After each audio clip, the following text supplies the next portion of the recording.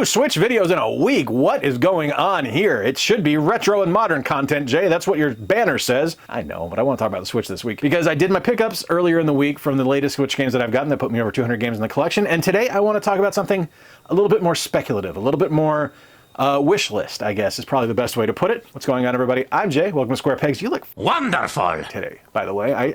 That's a great shirt. Thank you for wearing it. It looks, or not. Up to you. We are looking today at Steam, actually. I've been playing on my Steam Deck. No, okay, that's not accurate. It's my wife's Steam Deck. But I've been playing on the Steam Deck, and I've been playing on Steam a little bit more since she got that. And I've been thinking, sure would be cool to get some of these games on the Nintendo Switch. So I am doing my pie-in-the-sky wish list of games on Steam that I regularly play that I would like to see ported onto the Nintendo Switch. And we're starting right now. All right, so let's discuss the big one right off the bat, and that is, of course, Fallout New Vegas. Now, I'll be honest with you. I'm only picking New Vegas because it is my personal favorite, but I wouldn't complain about any Fallout being on the Nintendo Switch beyond Fallout Shelter, which is, I mean, it's kind of insulting that that's the only one we have on the Switch. Like, there's options, man. Give us more. I would be ecstatic to get Fallout 4. I would be ecstatic to get Fallout 3. Hell, I'd be happy to get Brotherhood of Steel. But what I really want is Fallout New Vegas. This is, I think, probably the most complete Fallout experience because it does a little bit by straying away from the typical formula. You don't walk out of a vault at the start of the game. You're already living in the Mojave Wasteland. You live as a courier in New Vegas, and the game starts from there. You're shot in the head, you're left for dead, and it's about your recovery and seeking revenge. This is one of the strongest games in the Fallout series, and I don't think it's a mistake that this was designed, developed, and delivered by Obsidian and not by Bethesda. Now, I love Bethesda's work, don't get me wrong, but it's nice to get fresh eyes on a franchise like Fallout every once in a while. You get something really, really special like New Vegas.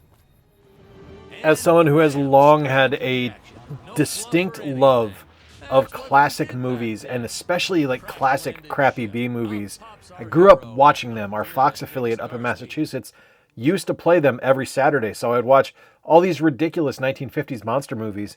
I just fell in love with them. I fell in love with the overall cheesiness of it. I fell in love with the ridiculousness of the stories, of the special effects, of everything that went into it. And we got a game called The Deadly Tower of Monsters on Steam, which is so much a love letter to that particular type of filmmaking.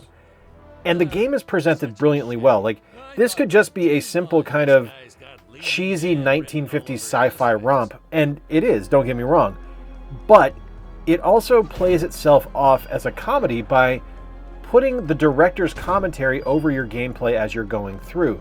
So it's kind of like a special feature on a DVD.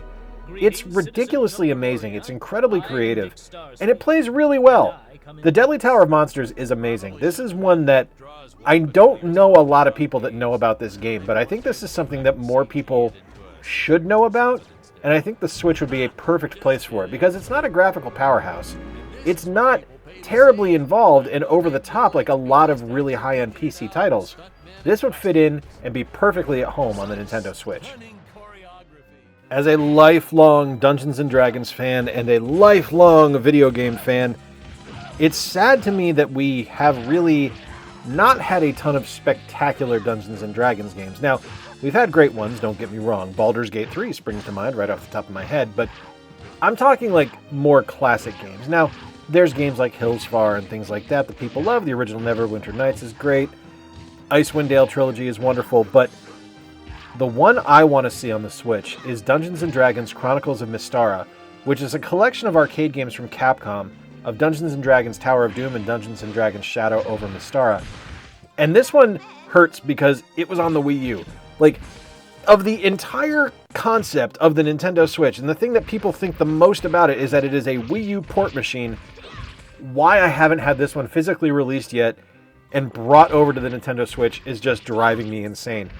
It's still for sale on Steam, so I know the game is an option, and I know the license exists, and this is something that would be so at home on the Switch and could make such a fantastic physical release. Like, this would just be something killer that Limited Run could put together, or Super Rare, or my friends at Premium Edition could put together this incredible collector's edition for this game, but it's just left 2 generations ago right now, and I would love to see it come back.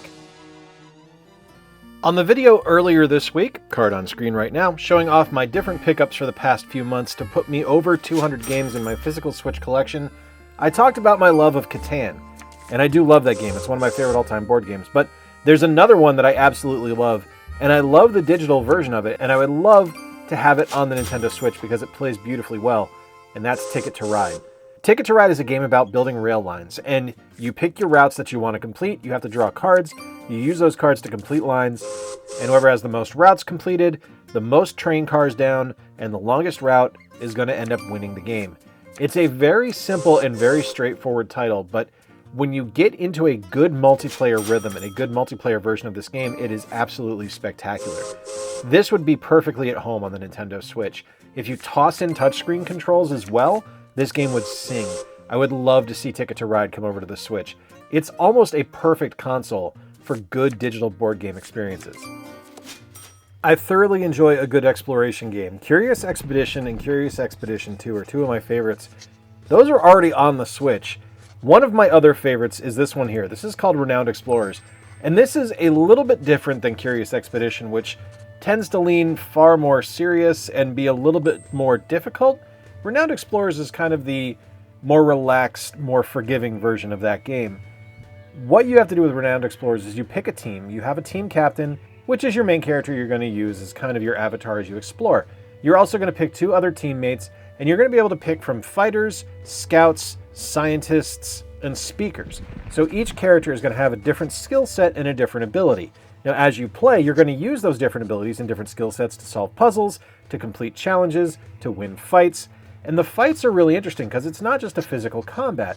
You can also use your different speaking abilities or your different research abilities to damage the enemies.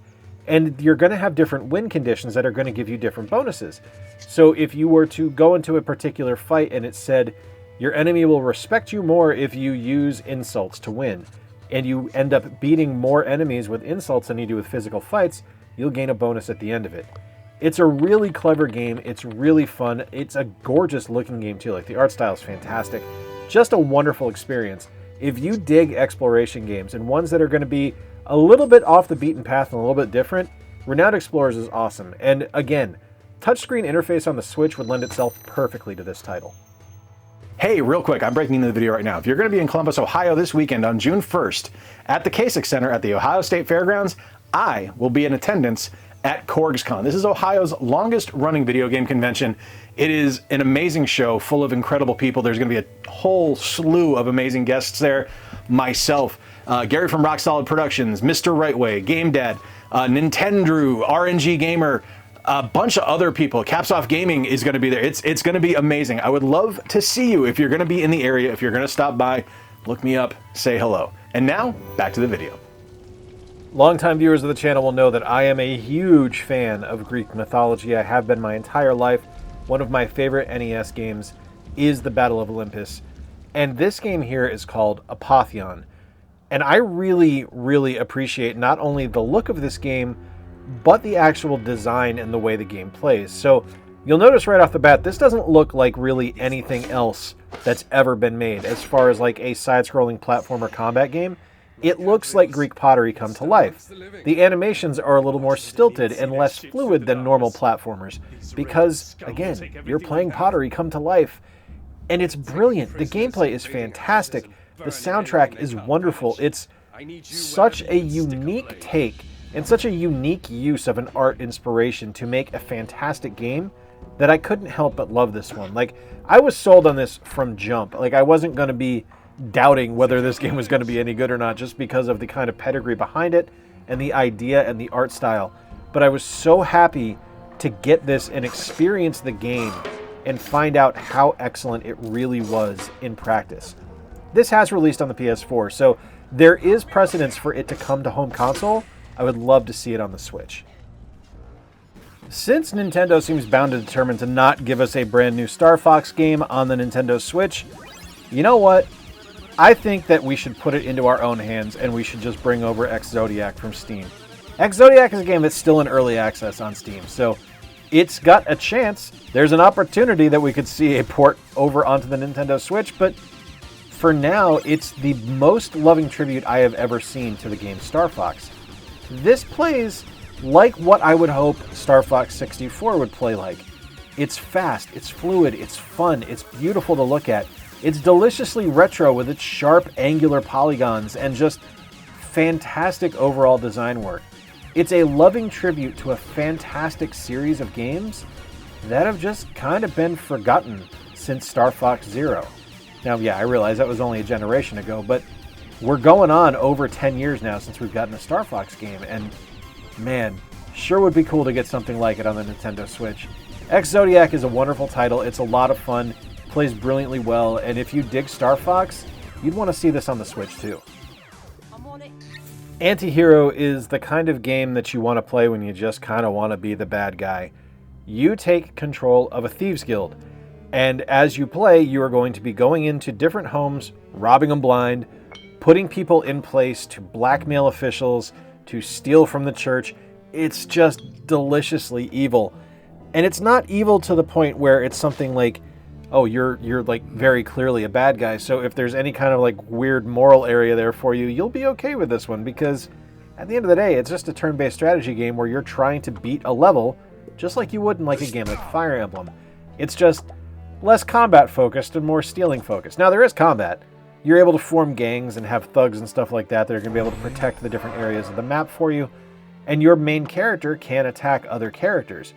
But the game itself is just brilliantly simple, brilliantly fun, and just a really clever take on the turn-based strategy genre. This one has released on iOS, so part of me hopes that because we have seen a mobile release of it, that we could see the architecture brought over onto the Nintendo Switch, but I don't know. We'll see. I think it's a really fun game, though, so if you haven't played it, you should check it out on Steam. It's definitely worthwhile. Oh man, I love a good twin-stick shooter, and as someone who has poured countless hours into games like Exit the Gungeon, a game like Serious Sam's Bogus Detour is so ridiculously up my alley. So not only do you get the classic boomer shooter Serious Sam in a 2D top-down twin-stick shooter form factor, you don't lose any of that kind of classic signature Serious Sam humor. It's still a hilariously funny game with wonderful one-liners and great combat as you play. Now, you can do this with either a mouse and keyboard or in a traditional twin-stick setup by using a controller, and it's almost tailor-made for something like the Switch. It's beautiful handheld on the Steam Deck. This would look incredible on a Switch OLED. I wish we got more games like this. Like, I love a twin-stick shooter, and I wish we got more Serious Sam stuff, because it just doesn't happen on a Nintendo console, and it would be right at home on the Switch. Alright, you guys knew this was going to happen. If you've been on the channel for any amount of time, you know I love a licensed game, so I had to work one in on here, and we're going to talk now about Castle of Illusion starring Mickey Mouse. This is the 2013 remake of the classic Castle of Illusion from the Sega Genesis. This game is amazing. It is one of the best looking Disney games ever made. It is fantastic to play. The controls are just wonderful. The look and design of the game is amazing. I mean, and it relies on the original pedigree of the original Castle of Illusion, so you know it's gonna be good. It's just such a fantastic experience and such a wonderful title that I can't help but love it. If you have any kind of affinity or any kind of love for the classic Illusion games from Disney, this is a natural fit for the Switch. This released and played beautifully on the PS3, the Xbox 360. It's a fantastic, fantastic game. There you have it, my friends. 10 games on Steam that I would like to see, or GOG, or Epic Game Store, whatever. Just, it's on PC. PC games I want to see come over to the Nintendo Switch, because it's my favorite portable console. I do like the Steam Deck. I do think it's pretty cool. I need to spend more time with it before I really, I think fall head over heels for it, because right now I'm just like, hey, this is neat. It's a great ecosystem though, and I think that's super cool. I just need to spend more time with it before I can actually review the damn thing. But let me know in the comments down below what you think. Let me know if these games that I want to see on the Switch are stupid to want over there, are great to want over there. I'd just love to hear from you. If you're new around here, click that like button. I really appreciate it. If this is your first time here, that is amazing. I'm glad you're here. That's actually really good news.